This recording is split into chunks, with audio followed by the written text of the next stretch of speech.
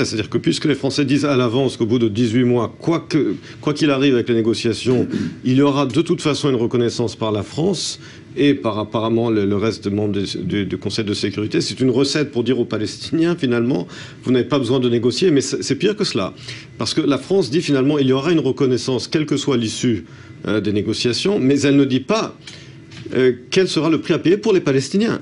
Parce que la proposition française part du principe qu'il n'y a que Israël qui est un obstacle à un accord. Mais les Palestiniens, eux, pas du tout. Alors qu'on sait très bien, ces 20 dernières années, depuis la signature des accords d'Oslo, quels efforts il y a eu, quelles propositions il y a eu, avec Camp David en 2000, à l'été 2000, à Taba en décembre 2000, puis la proposition de Ehud Olmert. Et à chaque fois, les Palestiniens ont refusé de signer, entre autres, et en particulier, à cause de ce soi-disant droit du retour. Et là, la proposition française ne dit pas du tout quelle va être la soi-disant solution qu'ils vont imposer. Est-ce qu'ils vont, entre guillemets, punir les Palestiniens en disant « Eh bien, vous n'avez pas voulu arriver à un accord, nous allons déclarer au Conseil de sécurité que ce droit au retour est un fantasme qui n'existera jamais et qu'il n'y aura pas du tout de retour ». Est-ce qu'ils vont dire cela? Non. Donc la proposition française ignore complètement l'histoire des 20 dernières années.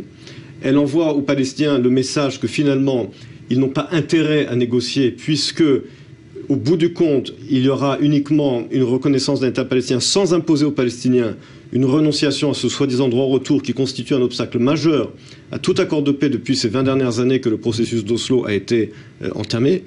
Et je pense que les Français également, en déterminant une date butoir, ne font que répéter une erreur qui a été faite des dizaines de fois dans le passé, dont par les Américains, à savoir déterminer des deadlines artificielles. Et quand on arrive à la deadline, eh ben, il ne se passe rien. Donc je pense qu'il y a là une volonté française. Alors leur volonté de se démarquer des États-Unis sur le dossier iranien, elle est la bienvenue puisqu'ils se montrent plus fermes et qu'ils exigent qu'il y ait des inspections dans les sites iraniens. Mais sur le dossier israélo-palestinien, je pense qu'ils commettent une erreur, à la fois en déterminant une deadline artificielle et deuxièmement en envoyant le message que seul Israël paiera un prix en cas d'échec, alors qu'on sait très bien quelle a été la principale cause des échecs du processus de paix ces 20 dernières années, l'autorité palestinienne. Que pensez également de cette phrase, on a entendu Laurent Fabius tout à l'heure, qui dit finalement, en ce moment, justice n'est pas rendue aux Palestiniens. Ça veut dire quoi? Que les Français viennent aussi pour rétablir ce qu'ils considèrent comme un déséquilibre manifeste? Ça aussi, ça peut être mal reçu? C'est-à-dire qu'en matière de politique, de géopolitique et de diplomatie, la justice, le concept de justice n'est peut-être pas le concept le plus adapté. Si effectivement les Palestiniens veulent que justice leur soit rendue de leur point de vue, eh bien effectivement, ils vont exiger le droit au retour de tous les réfugiés ou alors des compensations, etc. Et ça, les Français le savent, d'un point de vue israélien, même d'un point de vue, je dirais, de l'opposition actuelle en Israël, c'est pas acceptable. Donc les Israéliens savent que les exigences de justice palestinienne, elles ne correspondent pas le moins du monde à ce au compromis que les Israéliens, même les plus modérés d'entre eux, sont prêts à consentir.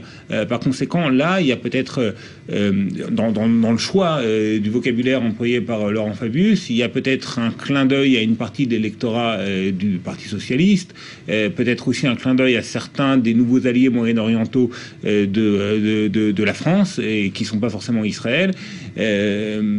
Certains pays arabes sunnites, puisque dans le conflit sunnite-chiite, la France a pris fait et cause pour les sunnites, ce qui est peut-être plutôt une bonne chose du point de vue israélien, mais concernant le dossier israélo-palestinien, cette exigence de justice, encore une fois, c'est jouer avec un petit peu avec le feu, parce que c'est peut-être donner aux Palestiniens l'impression qu'ils peuvent effectivement être maximalistes dans leurs exigences, et donc c'est peut-être pas la meilleure des solutions.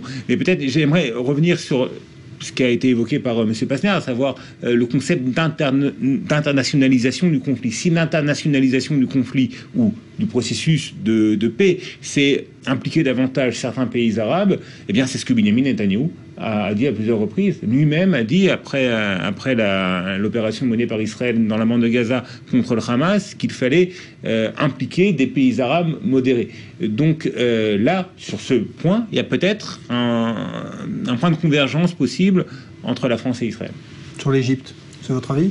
Sur l'Égypte, par exemple, c'est-à-dire l'Égypte... Pas seulement l'Égypte, également l'Arabie Saoudite. L'Arabie, je sais, avec l'Égypte, nous avons déjà un traité de paix, mais certainement, nous parlons de pays comme l'Arabie Saoudite, les Émirats, peut-être d'autres pays, qui aujourd'hui ont une entente stratégique, secrète évidemment, avec Israël, et contre l'Iran, contre l'hégémonie iranienne qui se dessine malheureusement dans plusieurs parties du Moyen-Orient. Donc je pourrais voir, moi, un effort d'Israël envers ces pays-là, mais pas dans le cadre de l'internalisation du conflit, notre conflit avec les Palestiniens, ok ?